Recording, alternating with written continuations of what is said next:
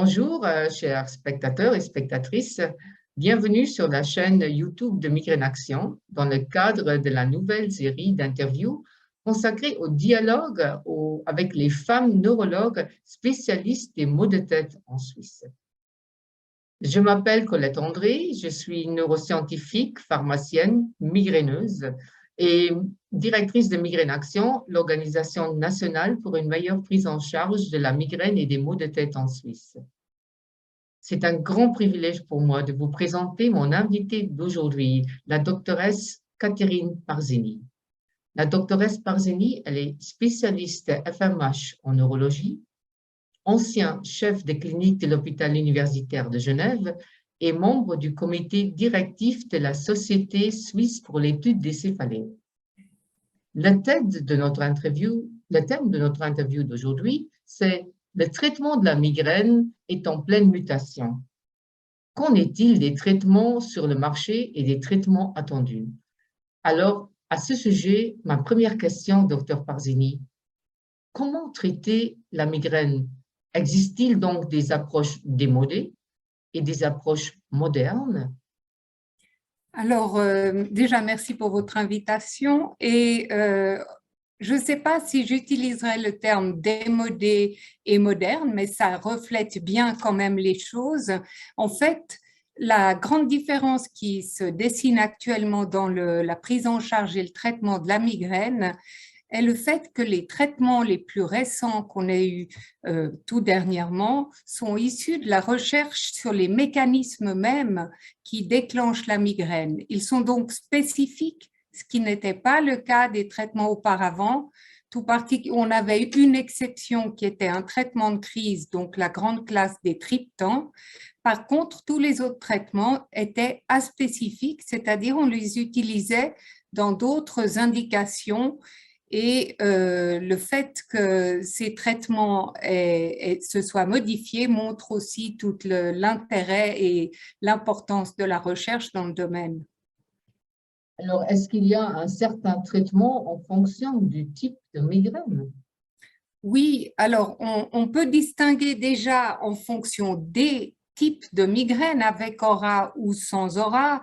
Et il est vrai que dans ce cas-là, juste une petite parenthèse, l'aura, c'est un trouble neurologique qui précède la migraine, c'est-à-dire qui précède la douleur puisqu'il s'agit d'un phénomène migraineux. Ce trouble neurologique est transitoire et dans certains cas, on a des traitements qui sont contre-indiqués. Donc, il est important de bien connaître quel type de migraine on a. Et puis, principalement, et ça va être le thème de notre discussion, c'est la fréquence des migraines, des crises qui va déterminer le type de traitement. On a toujours un traitement de crise, ça veut dire quand on a mal, on se traite pour faire stopper la crise, mais on a également les traitements de fond, qu'on appelle aussi traitement préventif ou traitement prophylactique. Trois choses pour dire la même chose. On veut éviter la survenue de la migraine afin d'améliorer déjà la qualité de vie du patient et c'est principalement la chose principale, oui. Vous avez parlé de traitement de la crise. Y a-t-il des risques à prendre régulièrement les traitements de la crise? Oui, en effet, il y a des risques finalement assez importants, des risques que j'appellerais directs, comme par exemple l'abus de paracétamol qui peut avoir des conséquences sur le foie. Et ça, les gens ne le savent pas assez parce que c'est vendu quasiment en vente libre. Des risques d'ulcères digestifs avec les anti-inflammatoires. Et il y a un autre risque qu'on prend en compte aussi très sérieusement et qui est peut-être moins bien connu, c'est le risque de développement de céphalées sur la prise régulière de ces traitements. Et c'est ce qu'on appelle les céphalées médicamenteuses qu'on veut éviter à tout prix. En fait, c'est un cercle vicieux qui s'installe tout tranquillement chez un patient qui traite sa crise convenablement avec son traitement de crise, mais qui peu à peu voit ce dernier avoir moins d'efficacité et qui en augmente la dose. Et finalement, cette prise régulière majore la fréquence de la migraine et on se retrouve dans ce cercle vicieux. Ce qu'il faut savoir, c'est que ça me tient bien à cœur parce que j'en vois tous les jours des patients désespérés rien qu'à cause de cette prise régulière. Et cette prise, cette entité, enfin, ces céphalées médicamenteuses apparaissent par classe thérapeutique.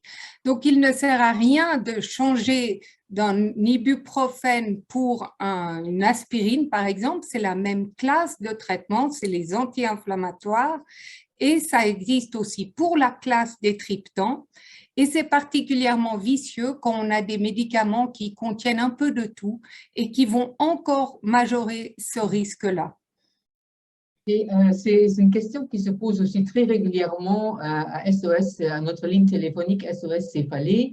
Et les patients nous demandent, mais alors comment faire pour éviter ces céphalées médicamenteuses?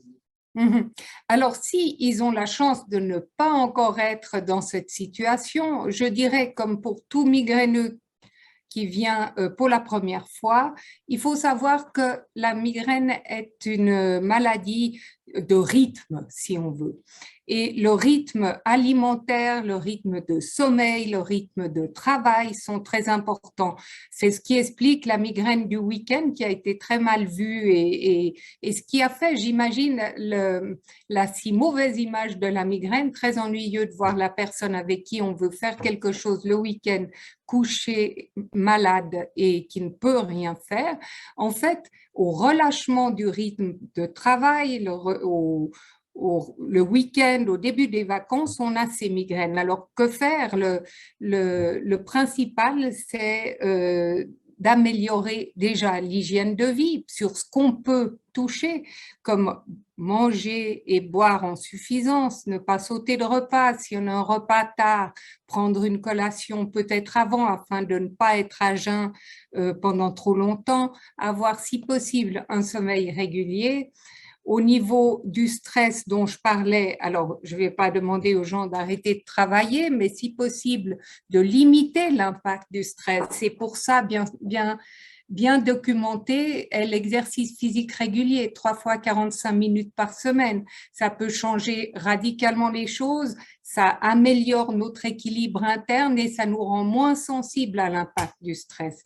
Donc ces éléments-là sont primordiaux. Puis ce que je recommande aussi, c'est de tenir un agenda des crises parce qu'il est fréquent, et Dieu merci, qu'on oublie les crises qu'on a eues. Dès qu'elle est passée, on passe à autre chose, ça c'est les choses normales, et on ne se rend parfois pas compte la quantité de traitement qu'on prend. Donc le patient qui est en abus médicamenteux, terme qui est particulièrement fort, je trouve, parce qu'il n'a pas fait exprès, ne s'en est pas rendu compte, il a fait ça pour poursuivre son travail ou son activité, quelle qu'elle soit, et c'est pour ça que l'agenda peut le rendre vigilant à ce risque. Et puis, l'autre chose encore importante, c'est si on a un bon traitement de crise, on tombe moins dans ce cercle vicieux. Parce que si on traite vite et bien, on aura moins le risque de prendre trop de médicaments. Et j'entends parfois aussi, trop souvent, mais je ne veux pas prendre de traitement fort. Et il y a des traitements moins forts. Mais en fait, je pense que ce ne sont pas des bons termes. Il y a des traitements, on l'a vu maintenant, qui sont spécifiques et des traitements qui sont aspécifiques. Les triptans, sont souvent considérés comme des traitements forts, mais ils ne sont pas plus forts qu'autre chose, ils sont juste spécifiques pour la migraine. Alors, je pense qu'il faut voir les choses, traitement efficace ou traitement qui ne l'est pas, ou disons pas très efficace. Et c'est là que le risque élevé de céphalée médicamenteuse augmente, parce qu'une migraine, ça dure jusqu'à 3 jours, on le sait, par définition entre 4 et 72 heures. Et si vous avez une migraine qui n'est pas traitée à temps, elle va se poursuivre, on va juste modérer l'intensité, c'est-à-dire pour poursuivre son activité, et au total, on aura pris au bout des 3 jours peut-être 10 anti-inflammatoires, alors qu'on aurait pris un triptan au départ, voire éventuellement un triptan par jour de migraine, on ne serait pas dans ce risque-là. Oui, je crois que c'est très important pour les malades de savoir aussi que d'avoir, comment dire, parfois, peut-être le premier triptan n'aide pas et d'essayer aussi d'autres triptans et de prendre le dosage qui est vraiment bien pour eux. Parfois, l'ibuprofène à 400, à 200 ne sert à pas, il faut prendre Voilà. 400.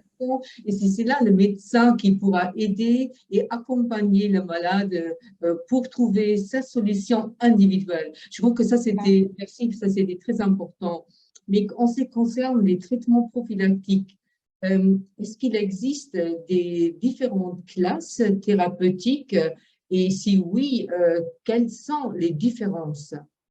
Alors, dans les traitements qu'on appellera classiques, ceux qu'on avait jusqu'à l'arrivée des anti-CGRP, dont on va parler peut-être un peu après, ce sont des traitements de différentes classes. Ça veut dire on a par exemple les antihypertenseurs, ceux qu'on connaît le mieux, c'est les bêta-bloquants.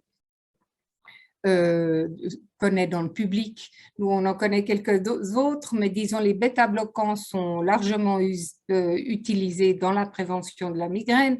Les antiépileptiques qui sont bien utiles pour nous dans la migraine avec aura. Souvent, c'est plutôt le neurologue qui passera à ce type de traitement, mais on les utilise dans tout type de migraine. Et puis, les antidépresseurs, les anticalciques, et les substances dites naturelles comme la vitamine B2 à haute dose, le coenzyme Q10, le magnésium, sachant que de naturel, elles sont, mais la dose ne l'est pas parce que ces substances sont données à très haute dose, mais elles ont l'avantage de ne pas avoir d'effets secondaires ou très peu. Et de ce fait-là, ce sont des traitements très intéressants à garder en ligne de compte. En fait, tous ces traitements, on le voit, ils sont d'origine très différente, mais ils ont en commun le fait d'être aspécifiques. Ça veut dire qu'en fait, ils ont montré l'efficacité dans la migraine, mais ils sont issus d'autres indications.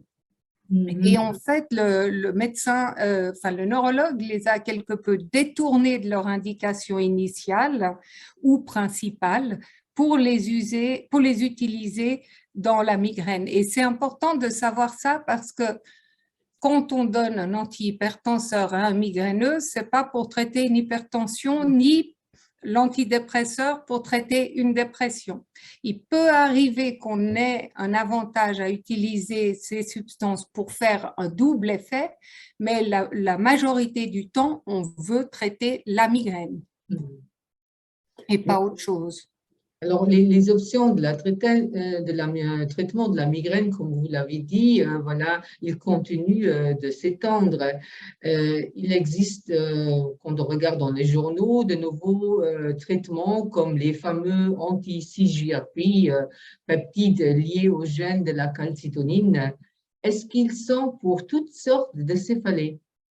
Alors, ils sont en fait issus, juste pour la petite histoire, de plus de 40 ans de recherche sur les mécanismes de la migraine, Et ils sont donc en fait utilisés et ils visent à traiter la migraine uniquement. Donc, on ne les utilise pas dans les céphalées de tension.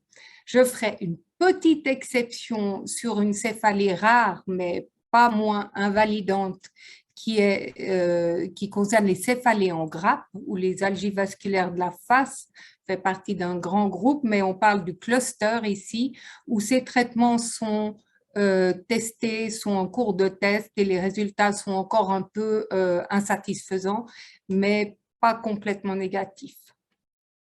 Alors, donc, certainement pas pour les simples entre guillemets, céphalées, comment dire, de tension. Non. Et pour les migraines ou les céphalées en grappe, comment est-ce qu'ils fonctionnent? Comment est-ce que ces nouveaux traitements fonctionnent pour prévenir les migraines? Alors, le CGRP, déjà, c'est un peptide, une partie de protéine qui a été relevé comme très élevé chez les migraineux au cours de la migraine, mais qui est aussi élevé dans le sang chez les migraineux chroniques de manière plus élevée que chez le migraineux épisodique et chez la personne n'ayant pas de migraine. Cette molécule est libérée en fait par les terminaisons nerveuses et a un puissant effet. C'est un neurotransmetteur, donc pour transmettre les messages entre les cellules. Par contre, il a un puissant effet vasodilatateur. Et c'est pour tenter de diminuer cette efficacité qu'on va tenter de le bloquer. En fait, on pense qu'il est le principal responsable de la migraine et qu'il augmente sa durée et qui maintient même la crise au cours d'une crise. Donc, en fait, les traitements vont tenter de bloquer la molécule, de bloquer ce CGRP. Et pour le bloquer, on a deux moyens. Soit on le bloque, lui, soit on bloque l'endroit où il va aller avoir son action. On peut imaginer, par exemple, une serrure et une clé. Si on imagine que le récepteur, l'endroit où il va devoir aller se fixer pour avoir son effet, est bloqué, il n'aura pas d'action. Si on bloque la molécule elle-même, elle ne pourra pas aller se fixer si on en change quelque peu la conformation à l'aide d'une molécule qui, par exemple, irait se fixer sur lui. Donc, ces deux moyens sont des moyens de limiter les crises et en fait, c'est par là qu'on est arrivé à ces traitements.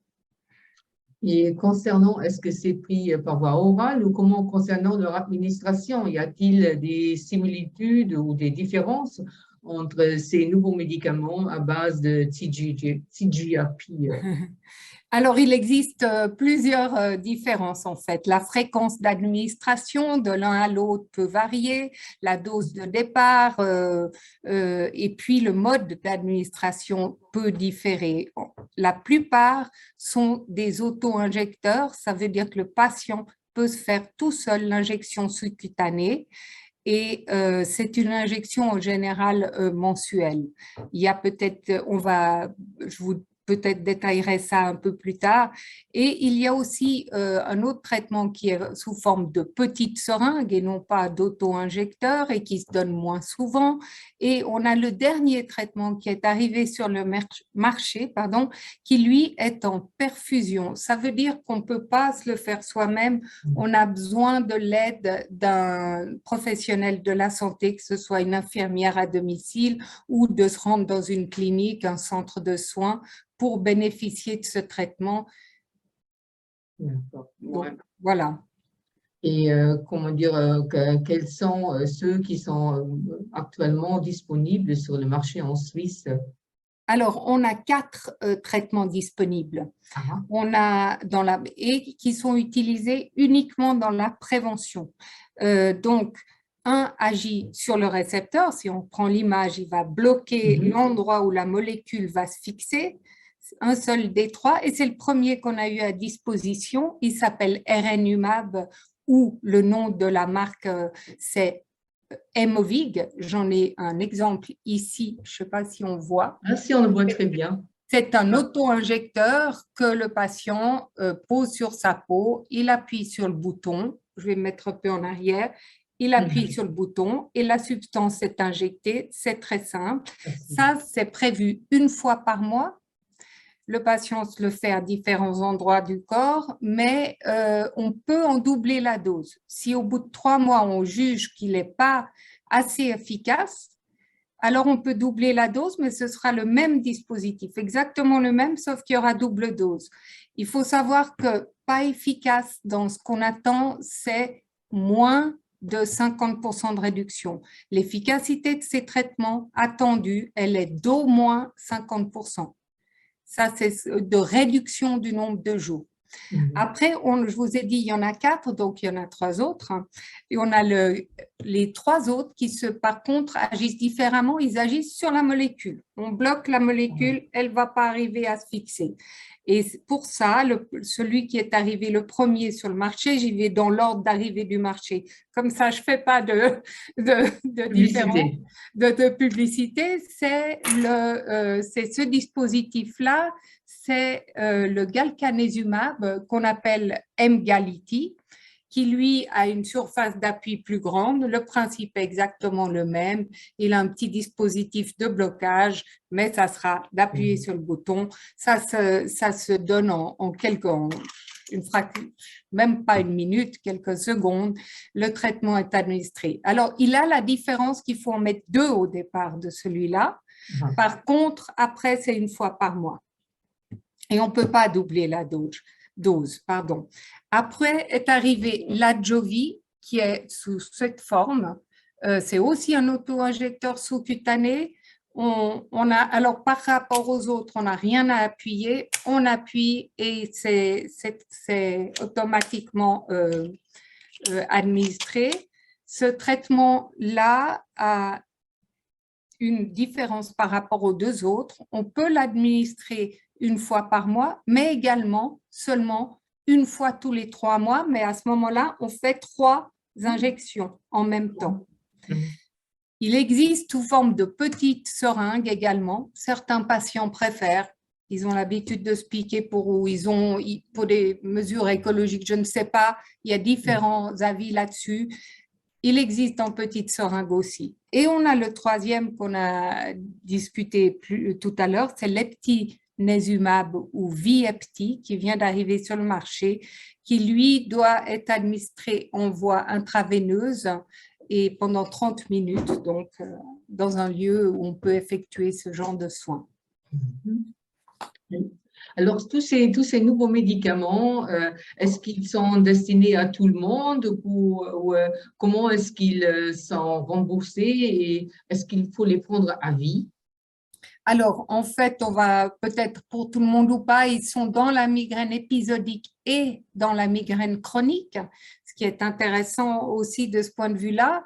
La migraine épisodique, c'est au-delà de 8 jours, c'est-à-dire la migraine épisodique pour lequel il est remboursé, c'est pour les patients qui souffrent plus de 8 jours par mois, 8 jours et plus, pendant 3 mois consécutifs au moins.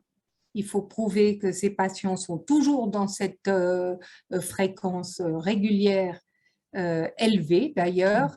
Mais l'intérêt que je trouve particulier de ces traitements, c'est que, hormis leur efficacité et leur facilité d'emploi 1 fois par mois avec quasiment pas d'effets secondaires, il existe aussi une efficacité dans les fameuses céphalées médicamenteuses dont on parlait tout à l'heure. Et ça, c'est un pas en avant que j'estime inestimable, dont on ne parle pas beaucoup, parce que en fait, la plupart des traitements préventifs dans cette entité sont inefficaces, hormis un antiépileptique qu'on appelle le topiramate, et qui est efficace partiellement dans ce type de céphalée. Les injections de botulinque également, de toxines botuliniques, peuvent être efficaces, mais auparavant, à part ces 2 traitements, est proposé aux patients un sevrage médicamenteux qui se soldait par définition d'une crise, puisqu'on est dépendant de ces traitements. Enfin, ce n'est pas le patient, c'est puisque la migraine est dépendante de ces traitements, ça va se solder d'une crise particulièrement violente, souvent associée à des vomissements, une déshydratation, donc elle dure. C'était épouvantable les sevrages. Eh bien, avec ces traitements, on peut surseoir au sevrage et espérer faire sortir le patient de l'entretien médicamenteux. Alors après, c'est la question de la durée. Combien de temps ils sont très chers, combien de temps on peut les garder? Alors, il y a eu certaines conditions très précises pour l'administration et on est limité à 1 année.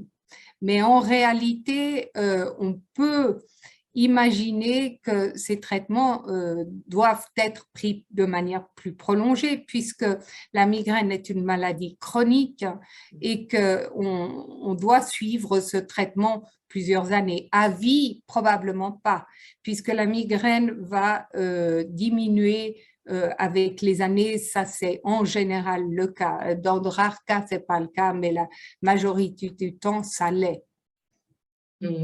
C'est-à-dire, la migraine, c'est comme un petit caméléon. euh, Elle fait un peu ce qu'elle veut et elle rend toujours, comment dire, le neurologue pose toujours devant de nouvelles questions. Et Oui. concernant de nouvelles questions, en fait, j'aimerais vous poser aussi, est-ce que maintenant, avec ces nouveaux traitements, est-ce qu'il y a encore dans le futur ou dans d'autres pays des traitements qui devraient arriver en Suisse?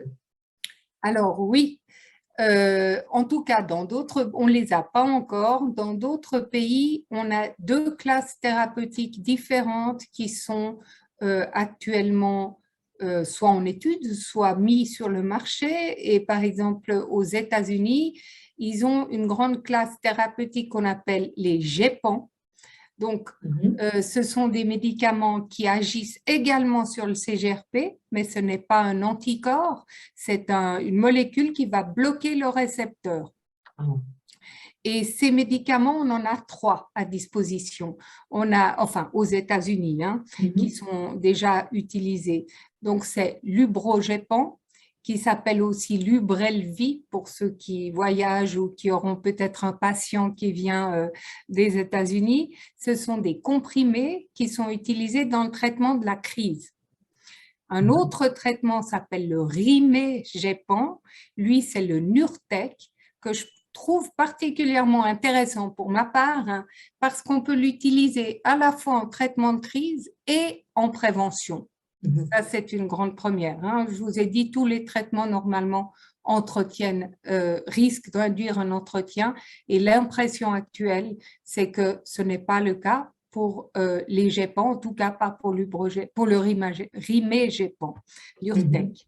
Et on a un troisième à disposition, c'est l'Atogepant ou Qulipta, qui lui se donne uniquement en prévention et c'est également un comprimé.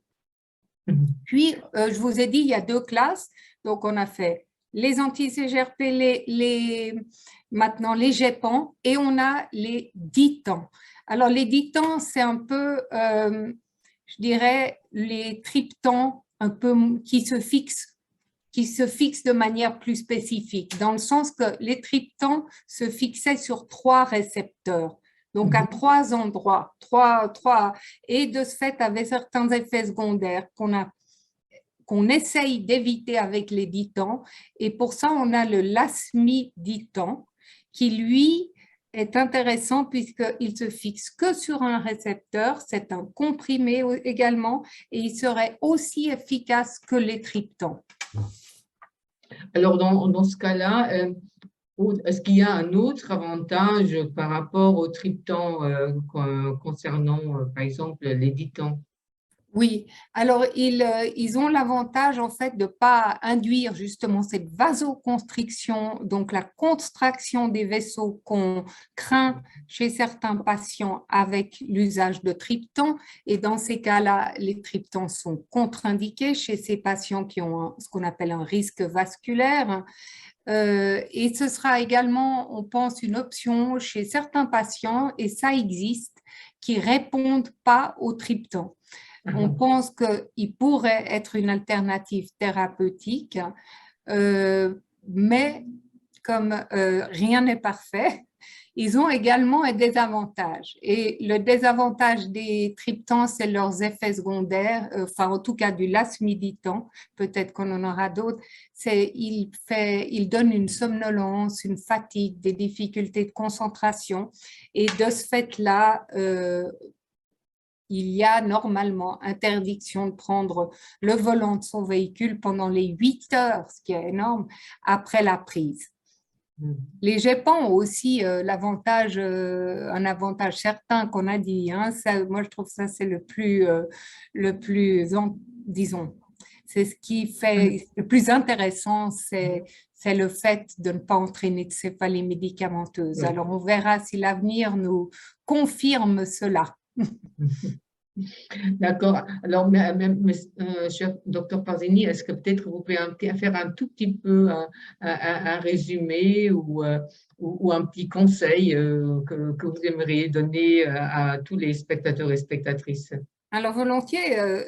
Donc, déjà, quand on est migraineux, c'est bien d'avoir l'avis d'un médecin ou d'un spécialiste si la migraine est importante, puisque, comme je l'ai dit, il est important de bien traiter sa crise et de ne pas faire de l'automédication. Souvent, c'est elle qui conduit au problème. Et aussi, très vite, penser à la prévention, qu'elle soit médicamenteuse ou non médicamenteuse via l'hygiène de vie. Et ça, c'est de la prévention active, souvent les deux allant ensemble, bien entendu. Et puis, le plus intéressant du point de vue traitement, c'est le fait que maintenant, on arrive dans une phase où, au lieu d'aller piocher à droite, à gauche, différents traitements, on arrive à avoir des traitements spécifiques. Ça veut dire on s'occupe de votre migraine et pas d'autre chose. On n'a pas essayé de prendre une compresse pour essayer de l'adapter. On a les traitements pour la migraine et dans ces traitements, on le sait, il y a longtemps les triptans et qui ont carrément bouleversé ou révolutionné la vie des migraineux.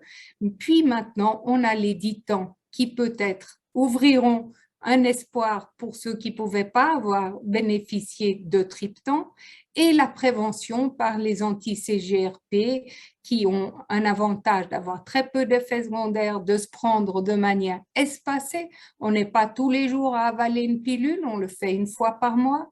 C'est quand même quelque chose de révolutionnaire sur le principe. Et ça ne modifie pas l'immunité. J'aimerais juste, parce que ça, je l'entends tous les jours, hein, ce n'est pas un vaccin, il ne modifie pas votre immunité. Donc, c'est un traitement spécifique de la migraine et on a les GEPAN qui sont utilisés à la fois dans la crise et dans la prévention pour l'instant et qui auraient l'avantage de ne pas induire d'entretien médicamenteux. Et là, ce sont disons, ils agissent sur le CGRP, sur le récepteur, mais ce sont des comprimés. Pour ceux qui ont peur de se piquer, ça pourra être une alternative. Donc, on ouvre multiples voies qui pourront être adaptées selon le patient, ses maladies, ses choix personnels. Et je trouve que c'est une période magnifique qu'on vit là. Oui, cher docteur Parzini, je crois que l'important, c'est vraiment que cette maladie, c'est vraiment enfin acceptée comme une maladie neurologique, comme d'autres maladies neurologiques. Et c'est à cause de ça qu'enfin, on a commencé la recherche, qu'on a commencé à cibler sur cette maladie qui n'est une que 1 sur 7 personnes sur cette planète. C'est quand même beaucoup. Et je vous remercie beaucoup, cher docteur Parzini, pour toutes ces explications vraiment informatives et passionnantes. J'espère que vous, chers spectateurs et spectatrices, avez pris autant de plaisir que moi. Si vous souhaitez écouter encore d'autres interviews sur des sujets d'actualité concernant les maux de tête, il suffit de consulter la chaîne YouTube de Migraine Action ou de vous rendre sur le site internet de Migraine Action, www.migraineaction.ch. Vous y trouverez de nombreux autres services et vous pourrez également vous abonner gratuitement à la newsletter mensuelle, c'est-à-dire vous recevrez automatiquement chaque mois les dernières informations et des conseils pratiques sur les maux de tête, la migraine, directement dans votre boîte à lettres électronique. Et si vous avez des questions, vous n'êtes pas sûr sur vos maux de tête, vos migraines, des questions particulières, n'hésitez pas à nous appeler sur la ligne téléphonique SOS Céphalée de Migraine Action. Nous sommes à votre disposition du mardi au jeudi de 9 à 12 heures sous le numéro 061 423 1080. À présent, Je vous souhaite, chers spectateurs et spectatrices, une période agréable, si possible sans maux de tête, et au plaisir de se retrouver bientôt sur l'une de nos vidéos Migraine Action. Merci, Colette.